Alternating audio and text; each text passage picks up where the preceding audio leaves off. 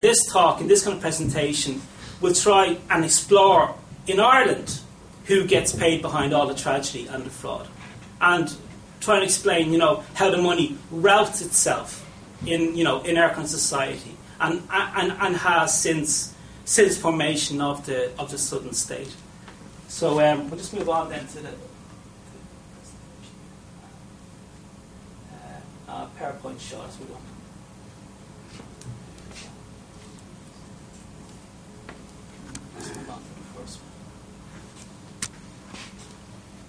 And this is Ray Crotty here. It's the only picture I could find of him. It's a scan from his autobiography of sorts. But if you just kind of move on to in Ireland, and this is one of the things which kind of Ray Crotty understood, is that in Ireland up to the 1970s at least, how money routed itself in Ireland was through the kind of cattle industry. There was two main areas, and we're going to deal with them in this this presentation. There's cattle and there's banking. This doesn't mean that everything can be reduced to cattle and banking, but these are the key points. These are the pivot areas. This is where, when power is confronted in Ireland, these are the two main kind of pillars of economic and indeed class power in Ireland, at this time. So it's trying to explore how that works. I probably won't go into this kind of too much. And one of the things about kind of the cattle industry in Ireland is that there was a fierce sense of the pattern of the cattle industry at this time, and to be quite kind of blunt about it, was that if you saw in Ireland in the 1920s anyway, mainly kind of small farmers are in the west, and down in the south, and mainly kind of large farmers in the ranching areas of Meath and the Leinster. And what you had in Ireland at this time was an assembly line of kind of production for cattle and the cattle industry.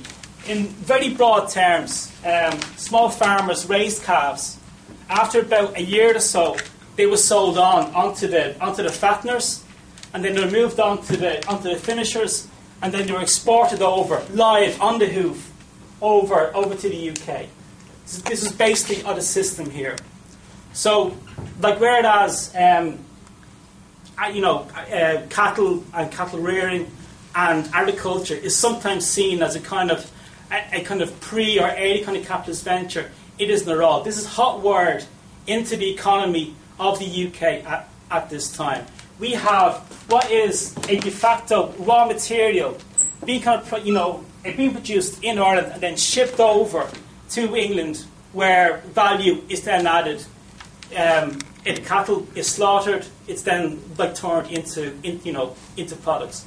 This assembly line was Ireland's role, or Ireland's kind of role in the UK economy. It's not very sexy, it's not very kind of dramatic, it's not men down in pits, but this is how Ireland, this was its role at this time. And that power bloc tried to make sure that this role stayed in place, particularly after 1926. So of the main kind of power blocks in Ireland at this time, of the ranchers is probably one of the most kind of influential that is playing through. And because small farmers raised kind of calves, there's a physicality to how long they can keep cattle for.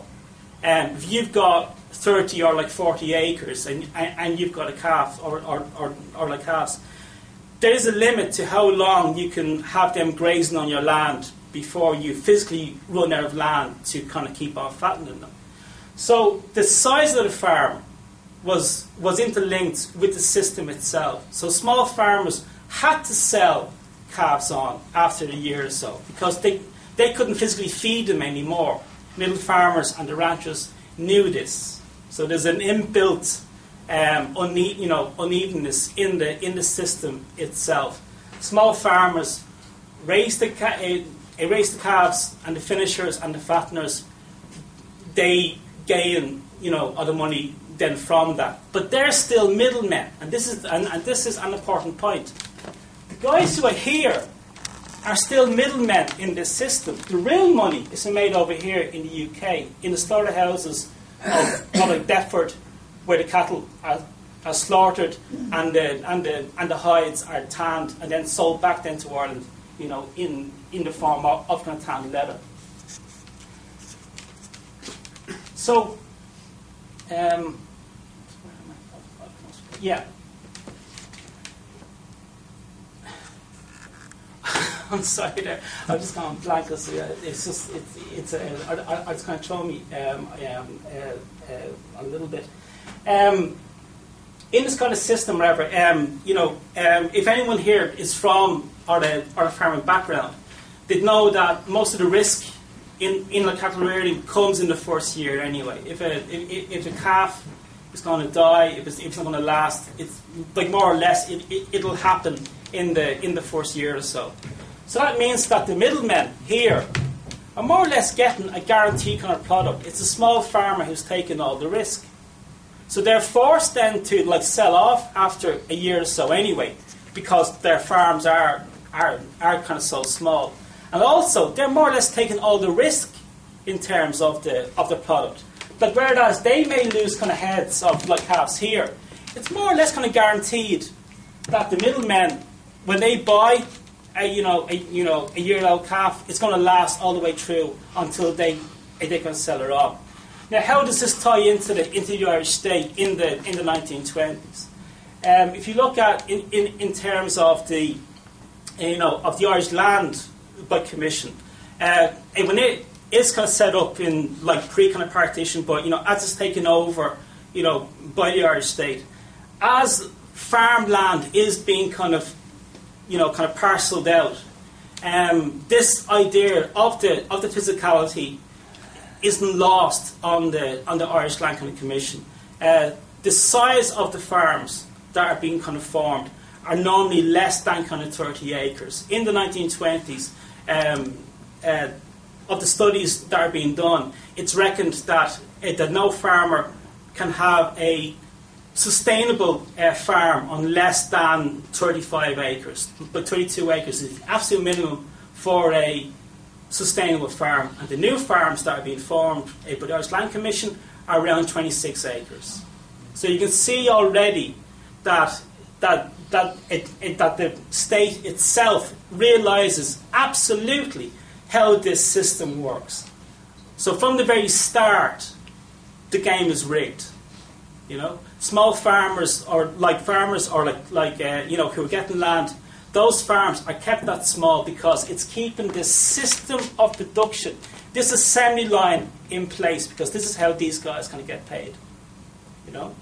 So also Ireland is selling live cattle. It's live cattle on the hoof over to England.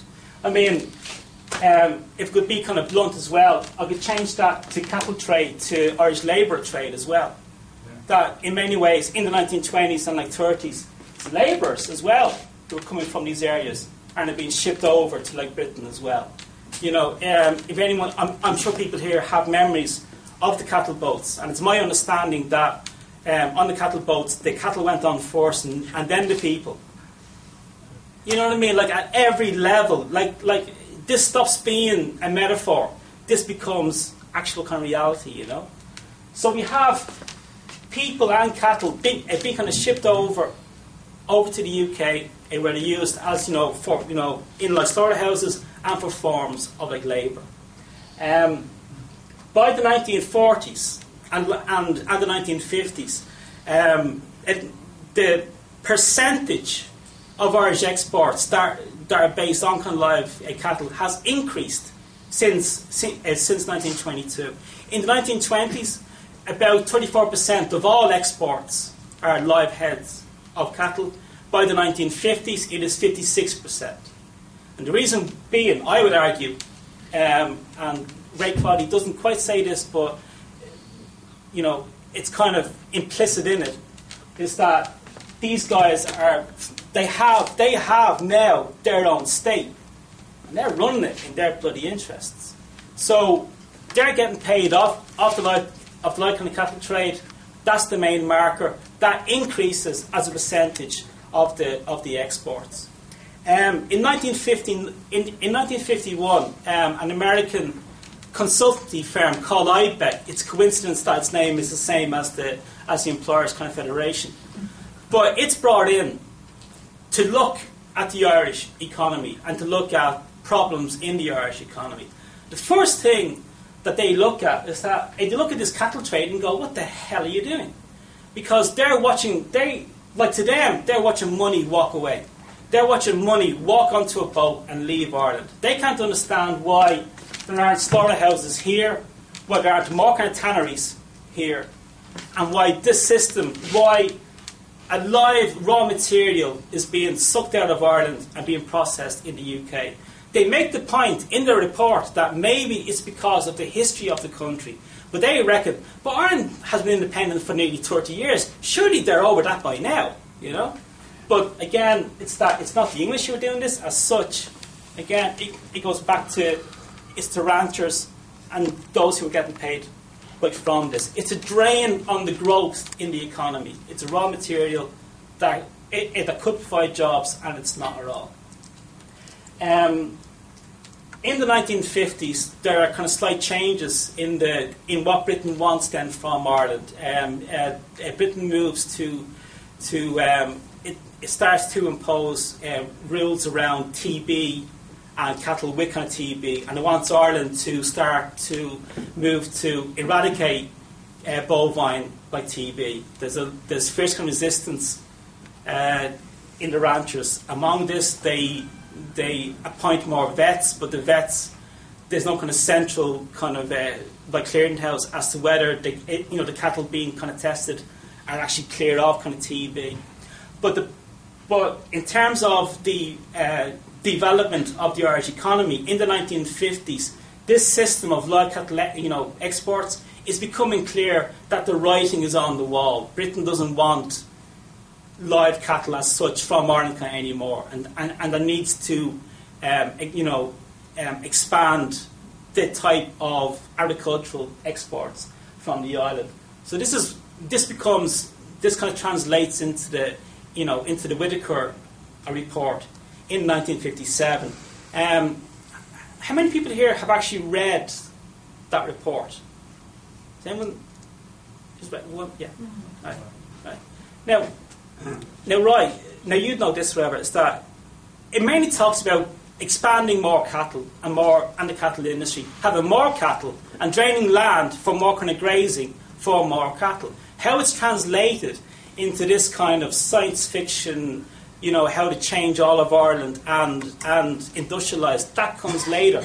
Even in 1957, it's seen as we'll just have more of this, better cattle and cleaner, and we'll drain land and we'll have more of them. Such is the grip that ranchers have, even on the idea of how to make money. Even in the much cited but rarely read Whitaker, a report.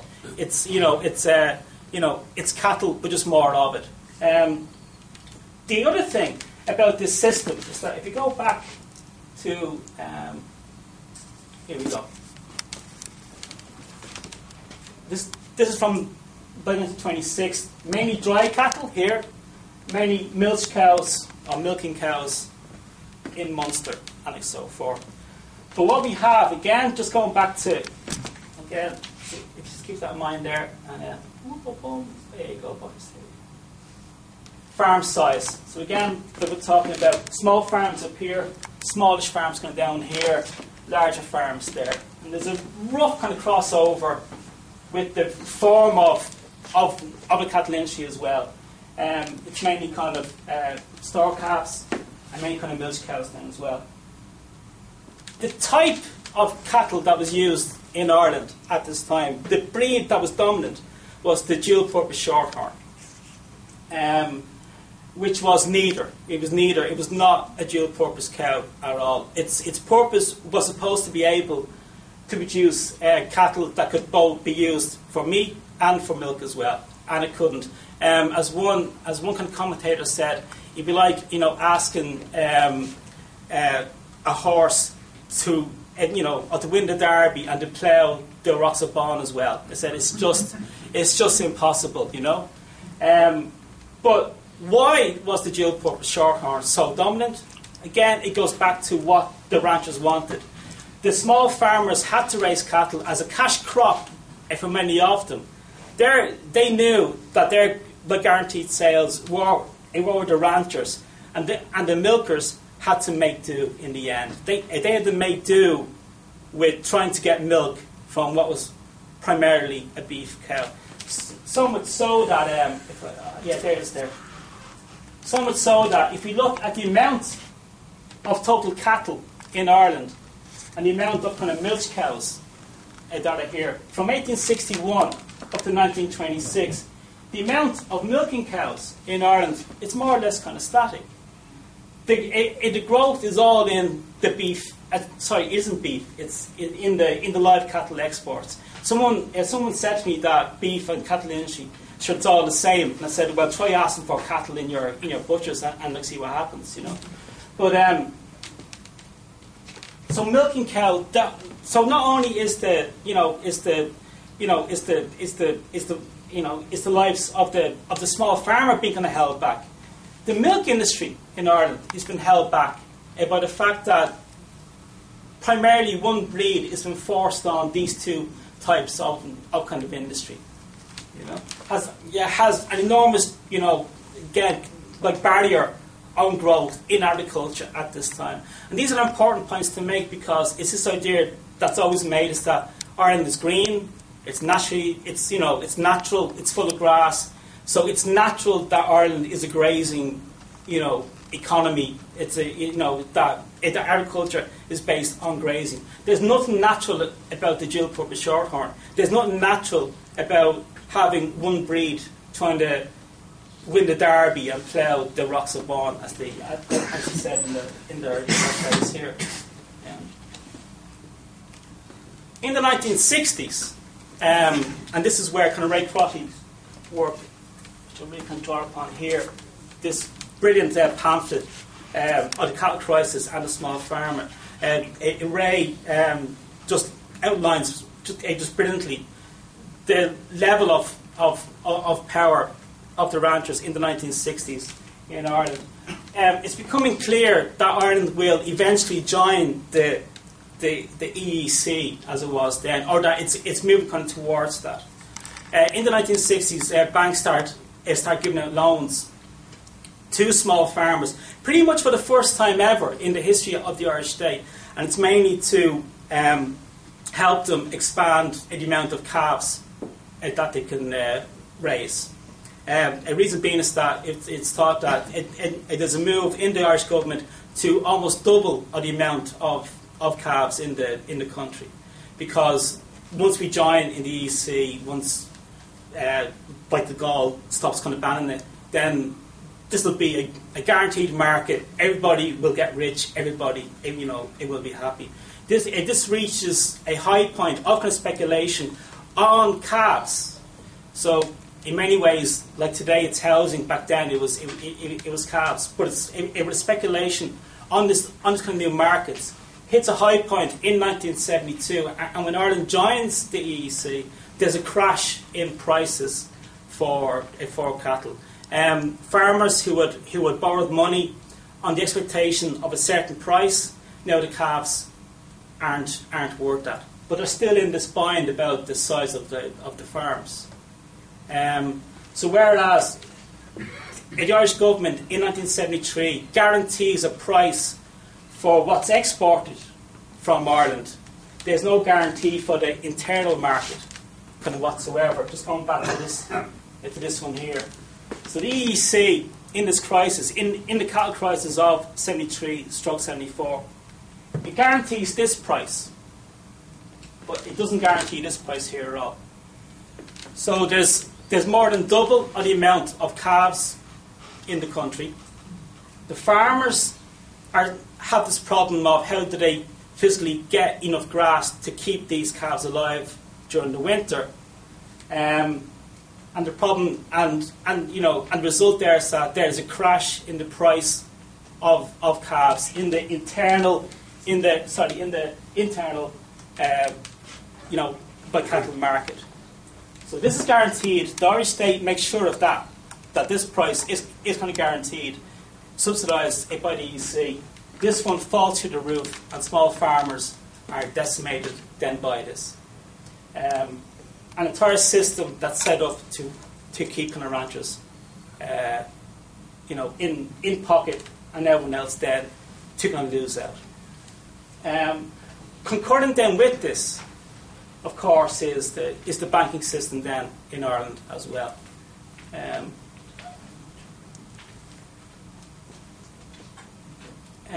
Since 1922, from 1922 until 1979, Ireland's monetary policy was tied to that of sterling.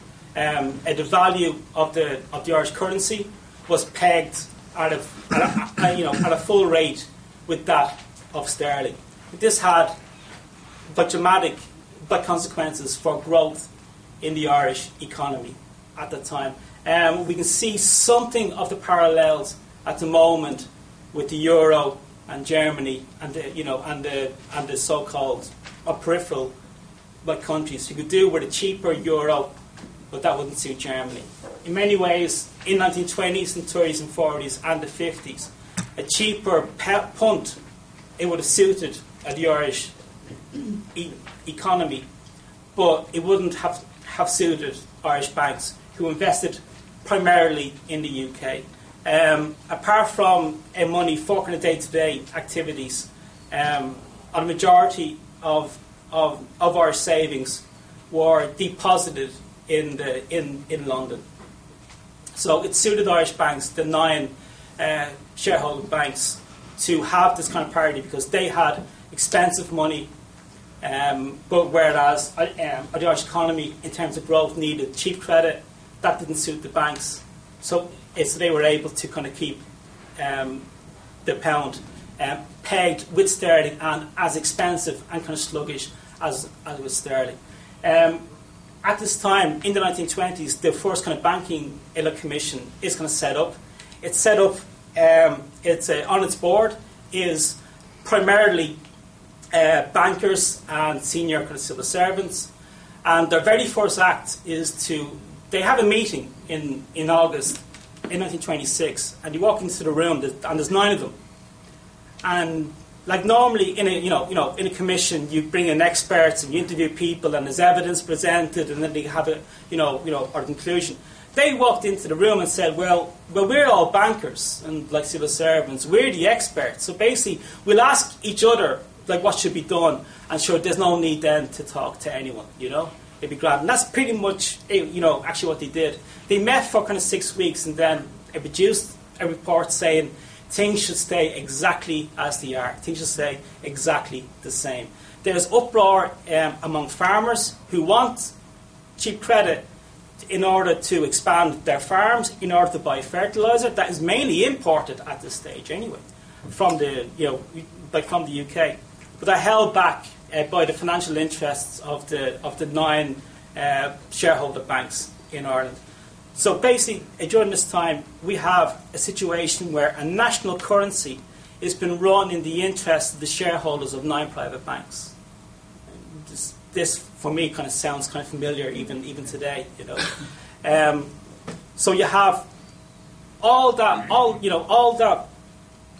tragedy and fraud, all that stuff that is going on, being kind of held back by the interest of the banks.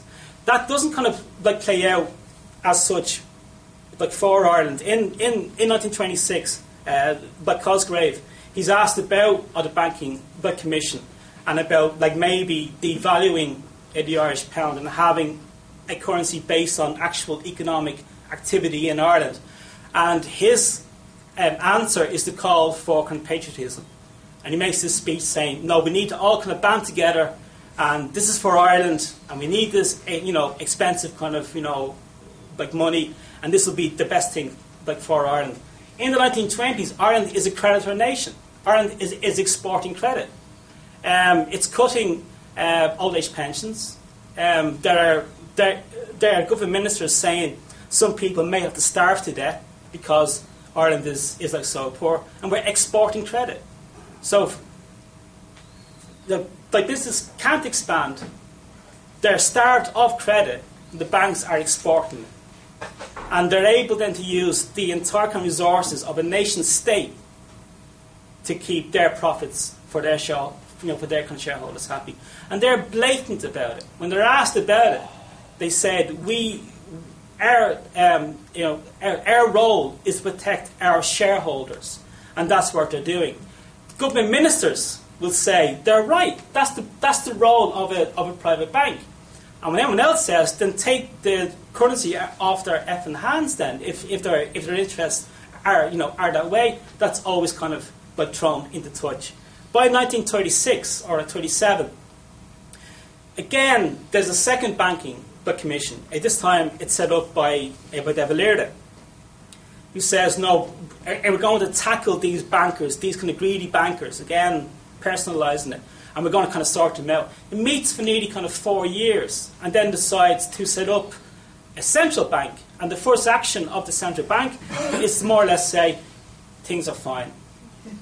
Irish kind of monetary policy, there's no problem here. It's really important to have a strong, stable, currency. That's what matters. If we look after monetary policy and keep money strong, everything else will fall into place. And of course, that isn't the case at all. The country is starved of credit. Even when the Irish Agricultural Bank is kind of set up as a kind of sop to agriculture to try and get credit into the economy, it has to buy credit at market rates on the open market. It doesn't make any sense. The whole point is to have a central bank that is able then to draw upon savings in the economy, to enable kind of growth, and this isn't happening whatsoever. Again, just going back to IBEC in 1951, they look at the banking system in Ireland, and again the jaws just drop. They can't understand this either, because how the Irish kind of central bank is keeping value in the Irish pound is that it's buying sterling notes. So it's not buying bonds; it's buying notes. I mean, it's not quite walking into a bureau,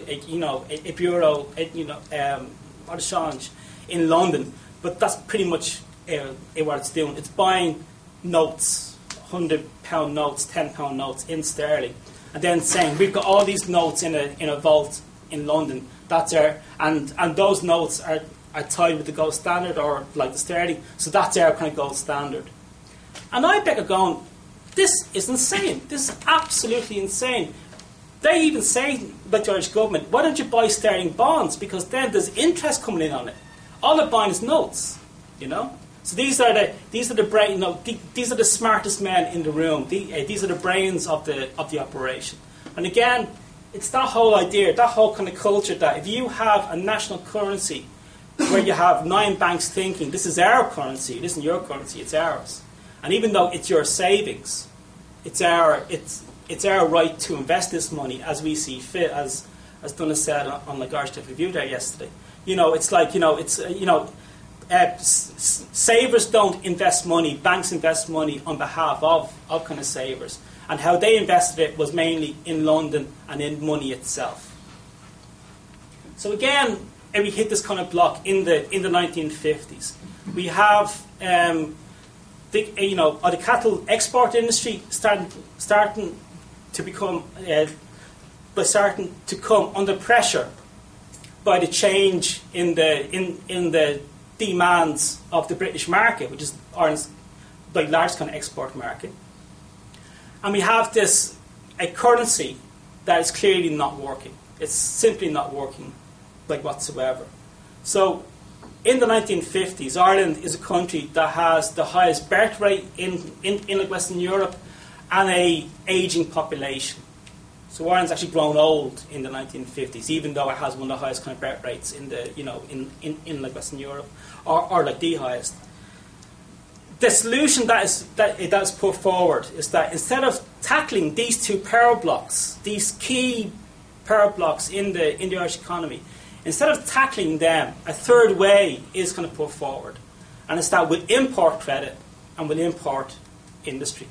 So that's a way of keeping these two power blocks happy, but also doing something for the economy. And that's what Ireland starts to do. It imports credit instead of using savings to kind of create credit, and it imports industry instead of building up tariffs to have an export-led industry.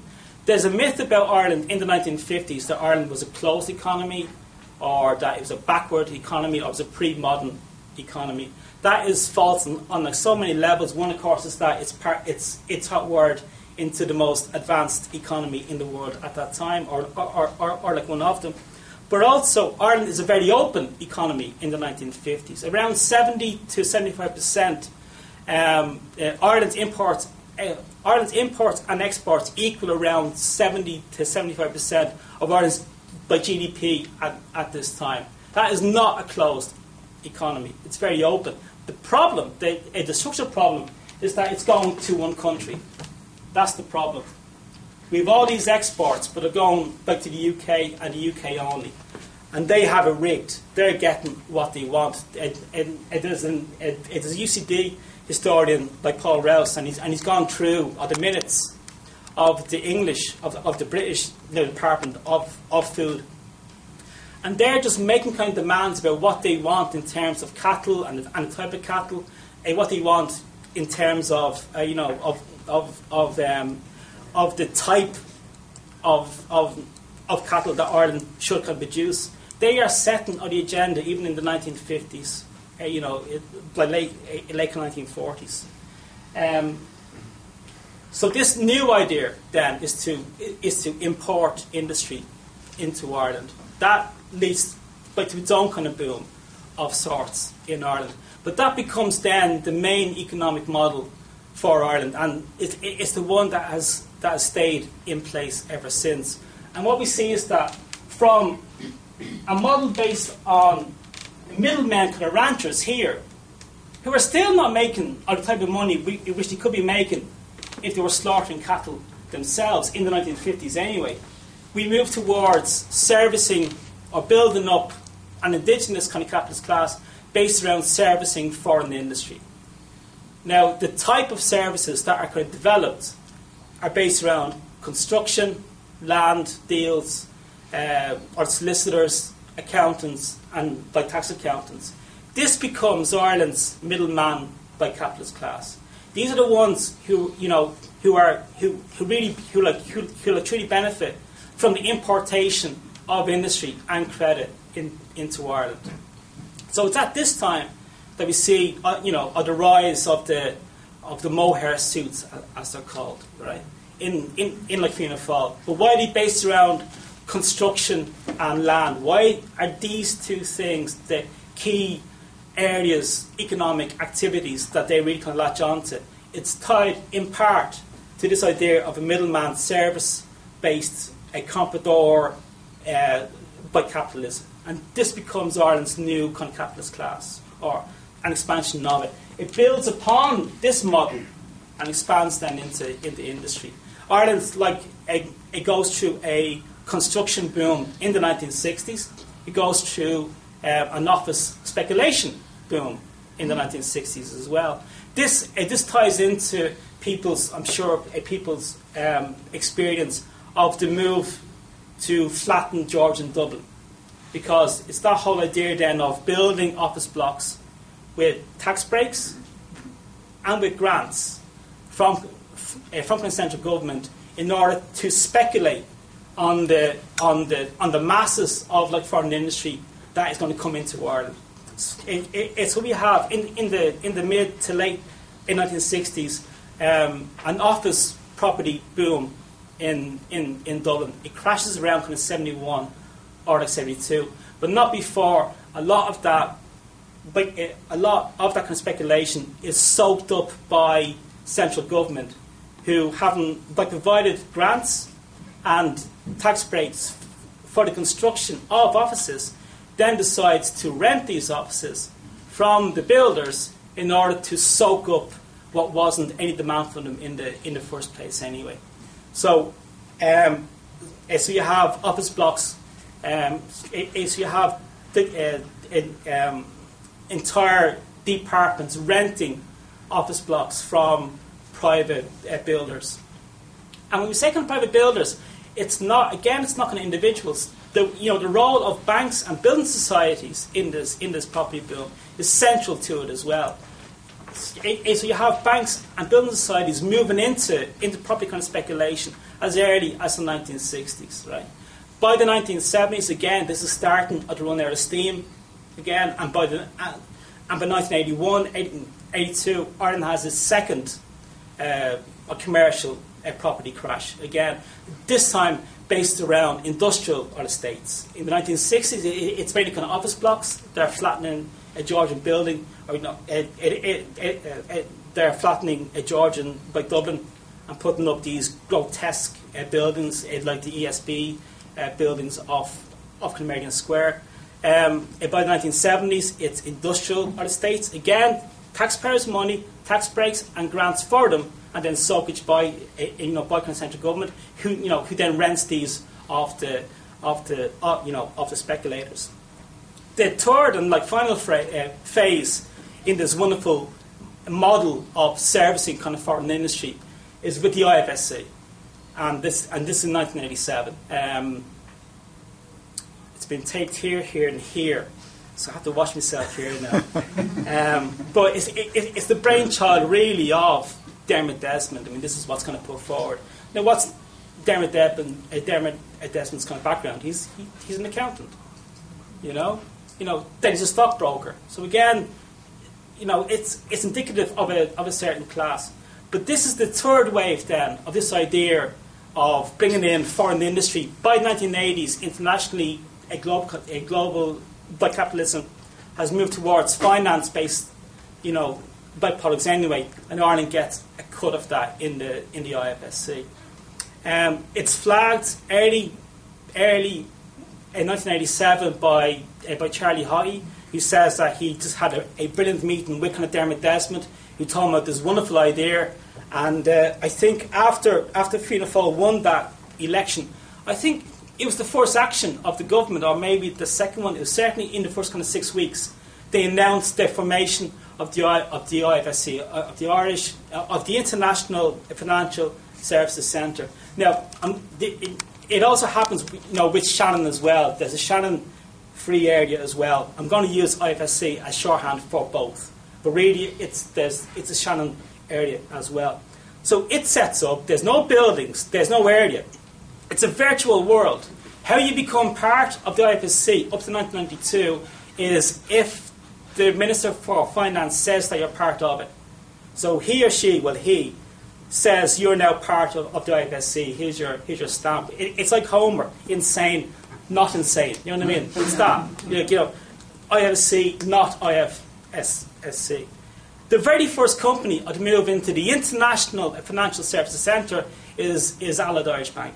It's the very first people to move, or the very first kind of company that moves into IFSC. So immediately, an Irish company has its tax obligations slashed, but not even moving office, because it's a virtual world.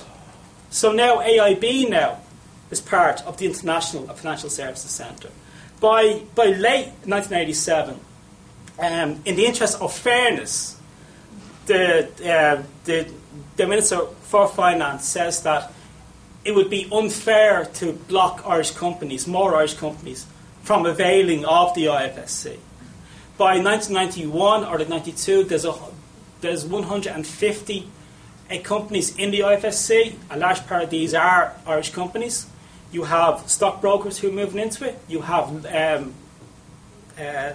firms of kind of solicitors who are moving into this area then as well. All availing of the generous kind of tax breaks in the IFSC at that time. By 1999, employment in the IFSC is around 12,000. By 2006, it is 24,000. So it doubles in that area, and I think it's fairly easy to work out why. It's from 1999 to 2006. it's the euro. I mean, this is the new product that is being sold. This is the boom for for the IFSC. This is the world that the IFSC had been waiting for, and now it has arrived.